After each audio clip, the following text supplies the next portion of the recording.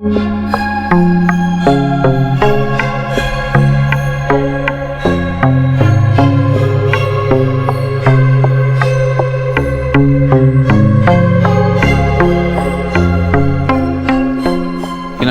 you a little while ago you told me that the world could throw anything at you, 20 collections a season or whatever. You can do it all. You're in this situation now where you do have that. are in that place. How do you feel right now?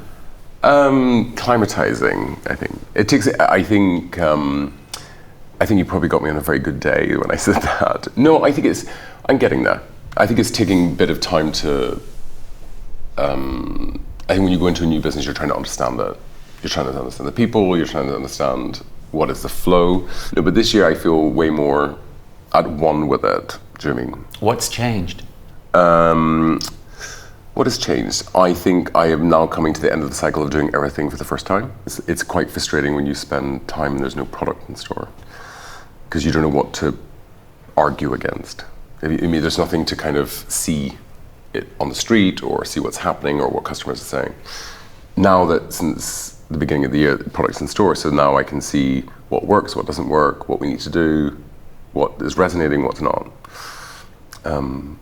And there's like a bit of it feels more rewarding because it's not fate. It's actually a real thing. It's not like kind of doing a hypothesis on it. Do you check the numbers every day?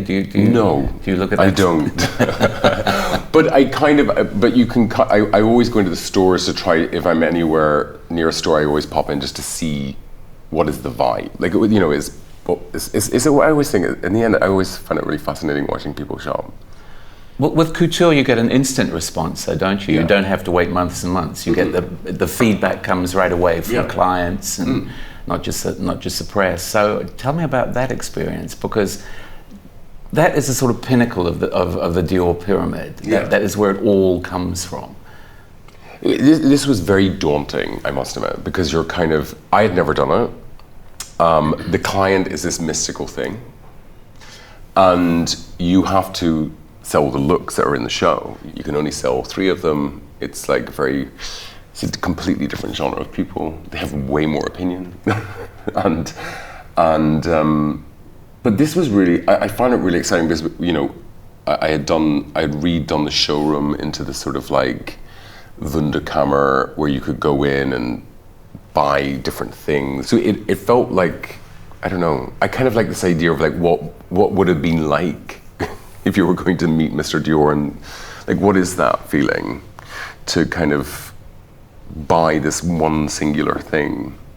It's nearly like the film with Mrs. Harris Goes to Paris, you know, with Leslie Manville. You know, fashion itself is having this struggle with relevance, isn't it? Yeah. And some very strange alchemy happened during the couture shows here, where suddenly it seemed like couture was the most relevant kind of fashion that there is, which is very odd, I thought. Because I think I've been looking at it, I was trying to understand it.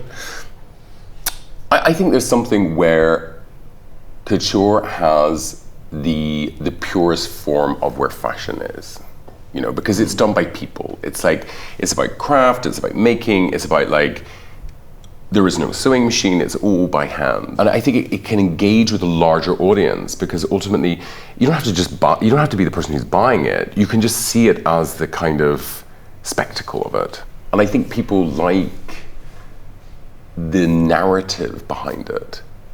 Yeah, because that also puts you in dialogue with Mr. Dior himself. How did you find that? Did you feel, I mean, because that's a very different kind of relationship for you working in fashion, to have a person like that. Yeah, no, because in my previous, in the previous job there shoulder. wasn't that. It was more like a manufacturing company. It was more like a craftsman. So it was like a unit of people. Whereas in Dior you're up against multiple legacies. You know what I mean? Legacies that are forgotten, legacies that are very well known. Some of them are tremendously well known. Some of them are current. Some of them are in the past. So you're kind of, it's a very, you're kind of dealing with odd voices that you have to kind of deal with which are the brand itself. You know, it's like, well, you have the kind of legacy of Dior, the museum, the fashion book, you know. You have Saint Laurent, this like brief moment, like who then becomes, you know, Mark Bowen, who's more quieter. You know, you have John, you know, John Frankenfurter. You know, you've got all these voices, and you're suddenly trying to like, and the public imagination of what Dior is, because in people's heads they have this like vision of what, no matter, each generation has a certain vision of what Dior is. They're not all the same, but you know, some of them might just be perfume. And they have a very, it's like throwing jewelry on the ground. It's like running through Versailles. You know, like that could be their, then you have like people who like know Dior because of Dior and film and the story of the war and all of that. And then there's like maybe my generation, which is all about John. Like it was like John mania. So you're kind of dealing with a brand that ultimately means so much to people, but you're trying to kind of try to find a kind of like a doorway through it. Did you think your attitude changed, or your sense of what was possible changed from the first show where you did that film with Adam Curtis that was quite confrontational, to the Couture, which was, I felt, an embrace of beauty like I haven't seen you ever do before? No. So it felt like a kind of, not a quantum leap, but it felt like a definite shift. It was definitely a shift. Yeah.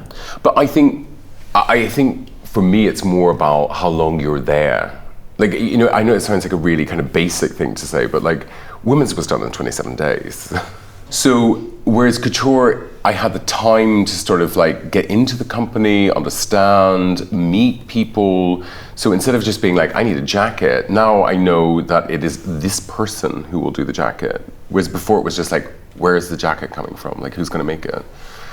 Then you work out what you want from them and how you collaborate. Was that hard? Yeah. I've learned hard so for much. you, I mean. For me, yeah, in the beginning it was very hard because you're trying to juggle multiple plates, you're trying to understand, you're dealing with like the outside world, the real world, you're trying to know that what you are, you have to kind of, what I've realized since the beginning of this year is you have to always, the key to the job ultimately is you have to always realize that you know where you're going. No one else does, but you know where you're going. And you have to kind of like, no matter how many things are going to be thrown into the thing, you have to kind of keep going, because I think you subconsciously do what is right. When you say what is right, you mean for Dior? For Dior. Or for you? For me at Dior. And what's that dynamic? Now I'm at one with it. I think I was in a like big conflict with it last year because I was like trying to like work out how do I break this cycle? Like how do I break the brand? Like, because you're trying to grab onto it. It's like running after a horse and you're trying to like grab it and it goes faster than you're. This year I feel like you're kind of walking beside it and it's fine. And you're kind of like, okay, the first show, as much as people may have been confused by it, was the right show to do in that moment. Sometimes you can get, when you go into a brand that like everyone in the world knows, everyone has opinion on it. So you're listening to like Jane from like Inverurie and you're like listening to see what she thinks about it. And then you wake up in the morning and you're like, well, maybe Jane's right. And how the hell do you hear Jane from Inverurie? Because you just see everything. You just, do you know what I mean? But like, you see everything. And then I started to realize that like, you have to trust the process of change. And change ultimately means conflict. You cannot get change without conflict, because ultimately you have to say to people, this is the line and we're not going behind that line anymore. We're going this way now. And it takes time for people to kind of climatize to it. So you have to assert yourself. You've had to assert yourself in a situation. You have to be like that. Because, you know, the thing about Dior, as you said, it's not just a fashion house, it's a cultural totem. Yeah. It's one of the pillars of France. Yeah. So I would imagine asserting yourself requires you to be forceful in situations where people resist you. So you must have to fight. You have to not. It's not about fighting. You have to become quite stealth in it. Ooh. Because the thing is, you're trying to always remember what the end goal is, and not change midway. How's your French? I'm really bad at French. I was really bad at French at GCSE. So the Frenchness of Dior is another. But I quite like Frenchness as a historical thing, because I think there's something. What I like in Christian Dior is like his obsession of the 18th century. I'm obsessed by English 18th century, which are very similar. One is a bit more kind of tougher, and one is a bit more flamboyant. You know, like French furniture in the 18th century is a lot more gilded. It's way more over the top. Whereas in Britain we were kind of trying to copy it, but it was like kind of in a more cruder way. But it's a bit more big. So there's something which I like in the meeting of the two, because there's something. He was an Anglophile as well. Like he was very into English art, English furniture, English houses, English aristocrats. There was, I like that there is a romance in that part of him.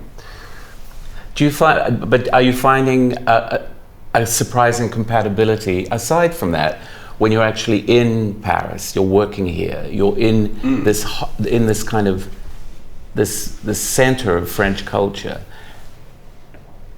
Is it something? I mean, are you conscious of a sort of performance element for yourself that you have to? It's different, act. There's a role you have to act. I don't go in as the couturier in the morning. There's no as much as people probably would love if it was like that. It is not like that. It's very. As my dad would say, it's very rag trade. For me, it's very ongoing. The difference ultimately is that from where I was before is that ultimately, it's more different when you go to a restaurant or you walk down the street. That becomes a bit different, And Paris is smaller than London as a city, so you have to you deal with more recognition, which takes a bit of time to get used to when you're kind of like. Shy and retiring. Well, not even that, or you're quite animated on a phone, or loud, or you start to realize you can't be loud or animated on a phone, and that takes a bit of time to get used to. Like, and that happened quite quickly, and that was a bit like, ooh, okay. How do you cope with that, man? You're in a sort of ambassadorial role. Well, my father was a rugby player, and I remember going to rugby matches, and then people would ask for his autograph and do that kind of thing, and I always found it a nightmare. I found it so embarrassing, and I found it really. Because it would take so long.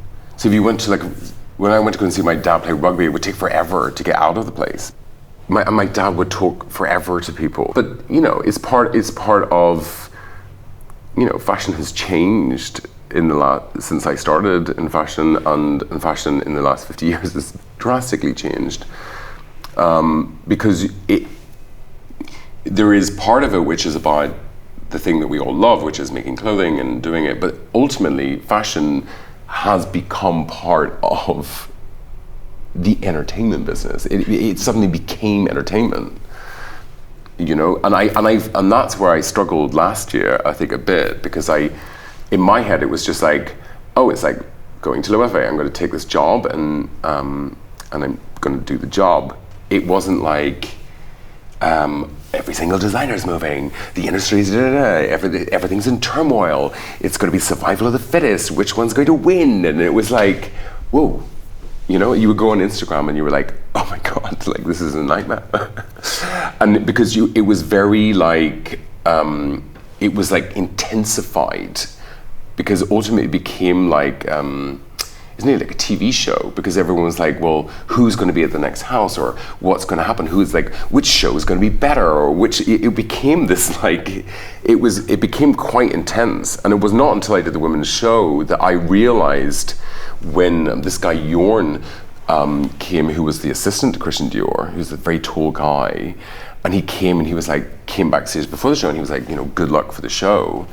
And that was the moment where I was like, this is a nightmare. Like, the whole thing's a nightmare, because you're kind of like, in France, it's like, it's like there is this thing for this, that revere, and I didn't have this revere. So then I was like trying to work out, okay, this is important, but is it important? I don't know, you know.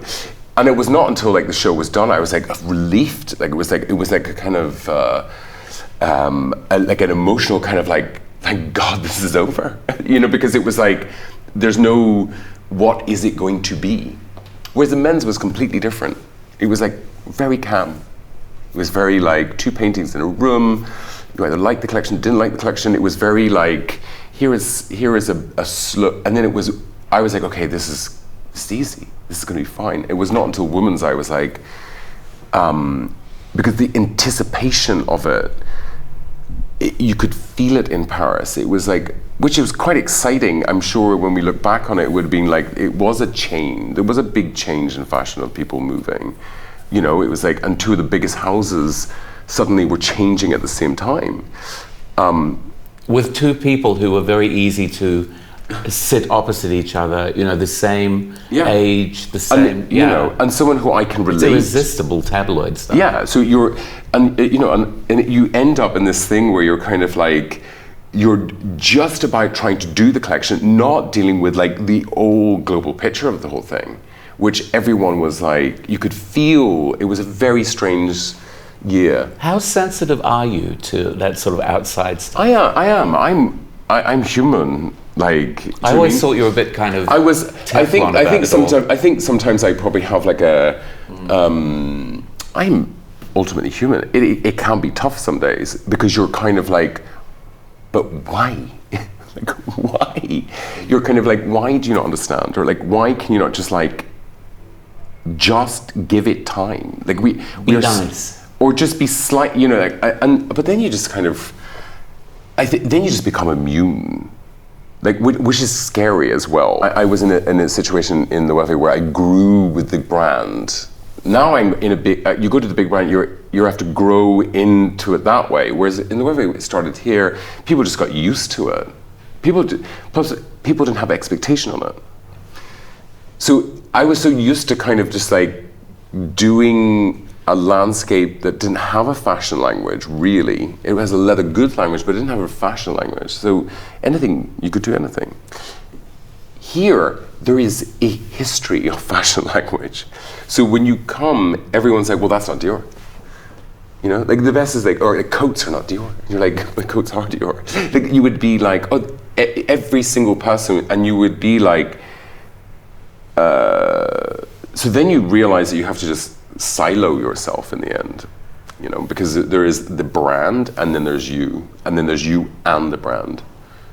I was talking to a friend who was like telling me there was like, maybe it's, I've never been to a psychiatrist, but maybe one day I should. But there's this idea that, you know, there's like three Jonathans, or like there's three Tims, you know, there's three levels of it. So there's like Jonathan at work, there is the outside thing, and then there's you. You know, so there are like these different personas. You have to put these different hats on. So some days you have to be like, some day it would be more personal, and then some days you have to be more like Jonathan, the designer of the brand. You know, like this is, you know, which is a different mindset. And sometimes you just have to smile. And sometimes you have to smile, and as cliche and as boring as it will sound, is like, I can only do my best. You know, and I love what I do. I get up every morning, I love what I do. You have to kick me out of the office. Because I enjoy it. I really, really enjoy it. Is it difficult? Of course it's difficult. But I find, I love a challenge. I love trying to be like, how am I gonna work all this out to get a solution? Even if I go mad in the process, I enjoy the process of it. You love business, so do you see it as a sort of grand game in a way? This level that you're at, where you have this opportunity, these resources to be as creative as you could dream of being. At the same time, you're at the top of this massive business that you can... I will always believe that creativity will make good business, if it's done right. So you need a partner in crime. So I have Delphine. We work together to go, how are we going to take the business from here to here? You cannot silo the two. It never has worked. In the history of fashion, it never worked. Because you have to kind of go, we are going to use creative solutions to create money. Which then, if we create money, we create jobs. Then we can reinvest in something. I need someone to work with who enjoys that fusion, you know what I mean? So that's why I enjoy working with Delphine, because she has this, Delphine is very creative on bags, for example, and is very good at business. And I think we can have the debate, and she's a good partner in that way, because you're trying to like work out, without arguing, you're trying to work out a solution. You know, and I love that. I could sit for days, because for me it's like, okay, we've got €1, but we want to get to €5. So you're just like, well, we just need to do this, and this, but I need to make sure that the product is this, and this. And then you kind of go, okay, well, there's the goal, so we're going that way. So no matter what people think of the show, no matter what people are doing, you then know that you are going to make sure that you are ticking those boxes to make sure that I don't have people going, but it's not working because it's not a financial success. You know, because that's how it works. But famously, everybody knows what LVMH expects of you with Dior. You know, you were supposed to take it from X billion dollars to Y billion dollars, and you have a game plan for that. No, but I've been in LVMH for 11 years, and I don't feel any pressure on that. The pressure the most pressure that I get is from my own self, like from myself. There will be no one worse on me than myself, because I will be like, it could have been better. It could have been this. It could have been that. Why is that person doing that? Why is that dress look like that? Why is this happening? Every day is a kind of like correction of like, we can do better. Do you feel that you feel you were made for a job like this then? Yeah, no, but because if I don't enjoy it, I wouldn't do it. When I'm bored, that's the problem. Tell me about bored Jonathan. And in the three Jonathans, which one is the bored one? I think sometimes it can be me, myself. If I'm at home and I feel bored, then I get very like, my brain starts going, oh, well, why is this not going? Why did I not? You know, like, for me, I need to be fueled. You're not good with downtime? No. But if I go on a holiday, I'm good at downtime, but I will pack it out. I will be like, we're going to go to the beach, we're going to a restaurant. It's like, I need to feel that I am continually propelling forward. It is what I enjoy, because it's like, I like being around people. I like, it's like, that is what turns me on. I like sitting there around and trying to work out, because I know it will always work. I know it sounds crazy, but I know no matter, I will do everything I can in myself to make it work, and I will take it all on. Because I feel like if I don't take it on, I don't have anything to fight for. So in a weird way, I sometimes have to create the invisible enemy, just to feel like I have something to be like, to make it sort of like more competitive. Who is the invisible enemy? It could be anything. It could be the most rad. It could be like, you know, it could be anything, you know, but usually for me, it's like very much a kind of target thing. I will be like, okay, where is the gap in this whole thing? You know, I'm trying, for me, it's like fashion can only be new by finding gaps of what people are not focusing on. So it's sort of like, you know, so it's not that I've never done anything with art before in what I've done in my previous job or in my own brand, but I was thinking, okay, well, if I'm in Dior and we do art, that is different. So it can't be like the insular, you know, like romantic world. We can actually, in a weird way, make it about people. Like we can get, like, because people will know Dior, and I can then introduce them to someone like Magdalene Adonto, who they will have never heard about. You know, for me, that was the most rewarding thing that I had, was just like, I I had my end vision of couture was I wanted to have school groups in the couture venue drawing, because I went to see Magdalene's show, and there was all these kids were drawing her vases, and I was like, drawing the vase and drawing the dress is the same thing. It's about volume. And I was like, if we can get people in, then I feel like that is going to make up for everything. And it did. I think that singular moment of having the bar jacket, a Magdalene, and the new dress, and younger people with naive eyes looking at that and drawing, for me, that was new. In that moment. That was the newest thing that I think happened in couture. Forget the collection. It was quite a radical thing. I mean, there's the sense of mission in that does feel new, really new. And that also is something that I found so kind of enchanting about that collection. And were you surprised that you were able to do that? I knew exactly what it was going to be.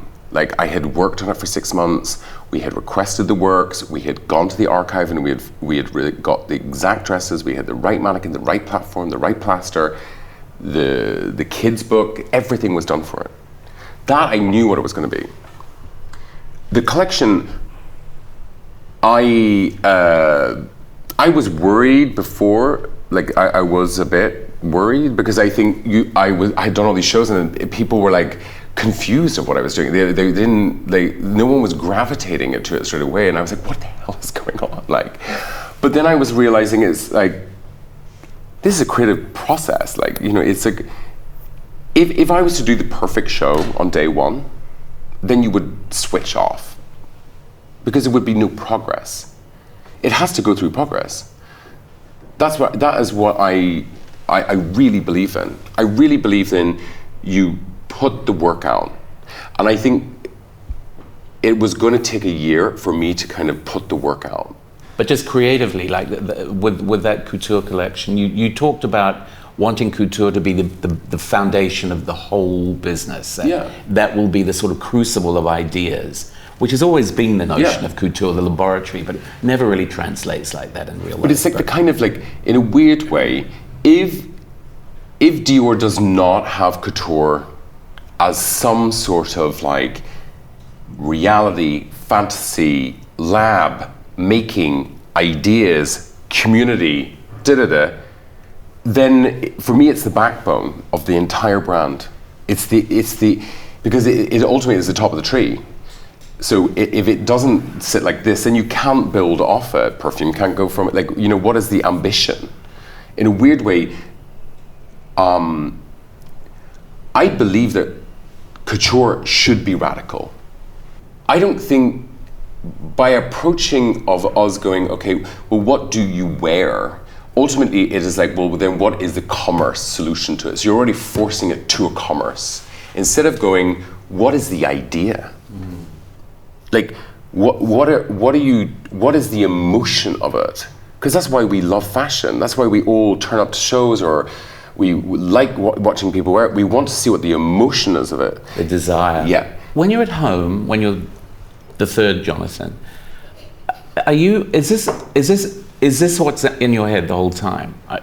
Can you stop thinking about this? I mean, when you go to sleep at night, do you wake up at 2:00 in the morning and No, think, I don't. I'm quite, when I get home, though, I go into like things that are to do with my own, like the house, or am I painting a wall, or am I going to hang this, or I'm going to go for dinner. So when I go home, it's not about performance, it's about a reality. It's a very kind of like, it's a real thing. You're kind of like, you know, the boiler's not working, you know, and I want those sort of things. It's sort of like, you know, I like cleaning the house. You mean like reality? I like to be able to do that kind of part, because I think it is very easy in this job to become like off the ground. And I stand by, I'm very, very much on the ground. I know exactly who I am, and I'm very happy of who I am. But the minute I feel like I'm getting off the ground, I know it and I can feel it. But then I have people like Ben who will turn around and say, you know, get back. Yeah, how important is somebody like Ben? He's been with you through all your incarnations. I trust Ben implicitly on everything I do. Because I think Ben is very good at foresighting. He's very good at kind of like seeing something that's coming before it came. And I need someone to argue with or to keep you in a place. I like the kind of tension of it. And how many people like that do you have in your life? Creatively, I have that one person. And I think everyone, you only can find, you can't have multiple people like that. You can only really have one person like that. Because then it keeps consistency. So far, with everything that's happened, what are you most proud of at this moment? Most proud of? What am I most proud of?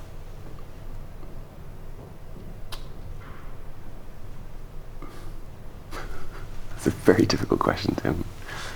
Well, nice to know that you haven't reached that point yet, perhaps. No, I'm proud I was able to get here with the people that I wanted to come with me on this journey in one piece. I am proud that they have done, I'm proud of the people that have excelled more than I thought they were going to do. This because it means that I'm proud that I felt like I made the right decision. And I think that is the biggest thing, because I think sometimes when you convince people to go on a journey with you, there's always the thing in the back of your head is like, have I dragged them on the wrong way? And I feel like that makes me happy, like really happy. On a personal part, probably way more improvement. I think I need to spend more time with family. I think I need, there's a lot of, I'm not... More time traveling? Or traveling, or seeing, I would like to see the world more. Are you afraid of anything?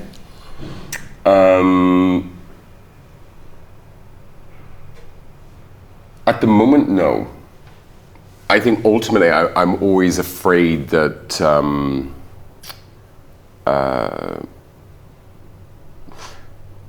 I'm afraid that there would be no work, there would be nothing to do. Boredom is probably my biggest fear. That there's nothing new that I discovered. It's probably, I'm sure if I sat down with someone, they would be like, this is why. But as a compulsion, I feel like every day I need to learn something. When you work with someone who who just does tailoring. There was this guy who works with us called Rocco, and you would look at this garment and you'd be like, I want it like this, and he would be like, with this and this and this, and you're watching this person manipulate this thing, and you're kind of like, wow, I know nothing. And it's like it's the most amazing feeling, because then when I see him in the fitting, I'm like looking at him to try to learn what he is doing. I don't need to do it, but I want to understand it. Because then the next collection, I will be like, okay, well, we did this, maybe if we push that, or we can do this, then you have this dialogue with someone. And that, for me, is, if you don't have that on the day, that's why I think if I was retired, I would have to be a gardener. Because there would always be a problem in the garden. There would always be, there's 4 seasons, there's always going to be leaves to mop up, there's always things to be planted. There's always something to be done. And solutions are so satisfying when you're gardening. Yeah. So that would be the only way which has always been my kind of that would be the only other solution after doing a job like this, because you would need something that would be from morning to evening, that you would be like, okay, well, I have to cut the grass here, I have to do this, and if I don't do this, it's going to be this. If I don't water it, and it will not stop. And in a weird way, Dior is like that. It is a garden. Every day you have to go there and you have to make sure everything's working.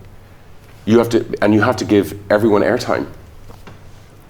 Because if not, they start to wilt, and then they feel like they're not supported. So then you know, so in a weird way, it would have to be something like that in the end. I've always thought to myself how you wouldn't go mad. And Dior is the ultimate distraction from boredom as well. Yeah, doesn't stop. Who knew? Who knew?